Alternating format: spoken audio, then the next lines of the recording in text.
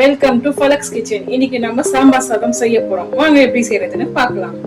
சாம்பார் சாதம் செய்ய தேவையான இன்கிரிடியன்ஸ்: அரை டேபிள் ஸ்பூன் கடுகு உளுத்தம் பருப்பு, அரை டேபிள் ஸ்பூன் ஜீரகம், அரை டேபிள் ஸ்பூன் மஞ்சள் தூள், 1 டேபிள் ஸ்பூன் தனியாத்தூள், அரை டேபிள் ஸ்பூன் மிளகாய் தூள், 2 டேபிள் ஸ்பூன் சாம்பார் பொடி, ஒரு கொத்து கருவேப்பிலை, 12 பூண்டு, 2 காஞ்ச மிளகாய், கொஞ்சம் கொத்தமல்லி, நான் அரை கப்பு சின்ன வெங்காயம் எடுத்திருக்கேன், நான் 3 சைஸ் பெரிய தக்காளி, ஒரு எலுமிச்சை சைஸ் அளவுக்கு புளி ஊற வச்சிருக்கேன், பட்டாணி, முருங்கைக்காய், கேரட், பீன்ஸ், 1 டேபிள் ஸ்பூன் நெய், நான் 200 கிராம் அரிசி, சாப்பாடு அரிசியும் 50 கிராம் துவரம் பருப்பு கழுவி ஊற வச்சு, கொஞ்சம் பெருங்காயம், 4 to 5 டேபிள் ஸ்பூன் ஆயில், தேவையான அளவு உப்பு.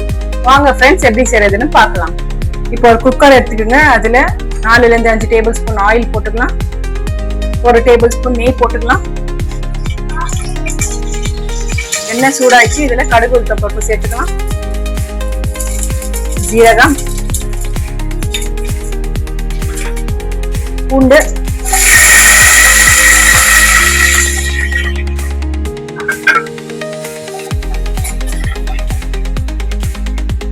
வெங்காயம்,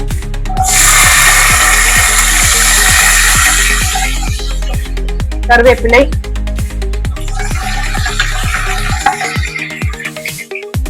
கொஞ்சம் பெருங்காயம்,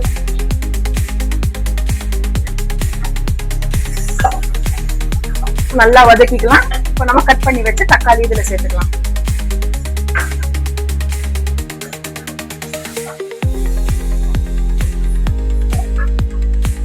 காஞ்ச மிளகாய் அதையும் சேர்த்து நல்லா வதக்கிக்கலாம். கட் பண்ணி வச்ச காய்கறியை இதுல சேர்த்துக்கலாம். நல்லா வதக்கிக்கலாம். நல்லா பச்சை வாசனை போற வரைக்கும். பட்டாணியும் சேர்த்துக்கலாம். அதையும் நல்லா கலந்து விட்டுட்டு பச்சை வாசனை போற வரைக்கும் நல்லா வதக்கிக்கலாம். மஞ்சள் தூள் சேர்த்துக்கலாம், தனியாத்தூள், மிளகாய் தூள், சாம்பார் பொடி எல்லாத்தையும் சேர்த்து கலந்து விட்டுக்கலாம். தேவையான அளவு உப்பு போட்டுக்கலாம். ஊற வச்ச அரிசியும் துவரப்பருப்பும் இதுல சேர்த்துக்கலாம்.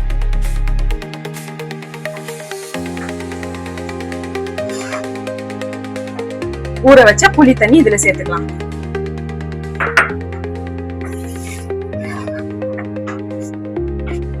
நான் இந்த கப்புல அரிசியும் துவரம் பருப்பும் எடுத்திருக்கேன். அதே கப் அளவுல நான் 5 கப்பு தண்ணி சேர்க்கிறேன்.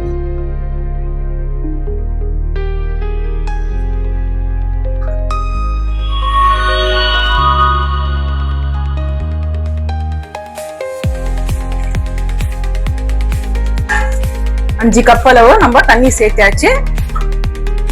மேல லைட்டா கொஞ்சம் கொத்தமல்லி போட்டுக்கலாம்.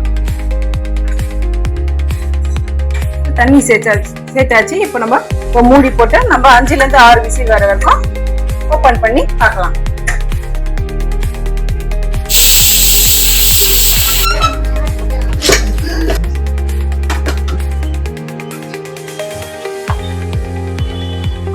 அவ்வளவுதாங்க, ஈஸி அண்ட் சிம்பிளான சாம்பார் சாதம் ரெடி. சூடான சுவையான சாம்பார் சாதம் ரெடி. இந்த ரெசிபி நீங்களும் உங்க வீட்டுல செஞ்சு பார்த்து எப்படி இருக்குன்னு சொல்லி கமெண்ட் பண்ணுங்க, லைக் பண்ணுங்க, ஷேர் பண்ணுங்க, மறக்காம சப்ஸ்கிரைப் பண்ணுங்க. Okay friends, by.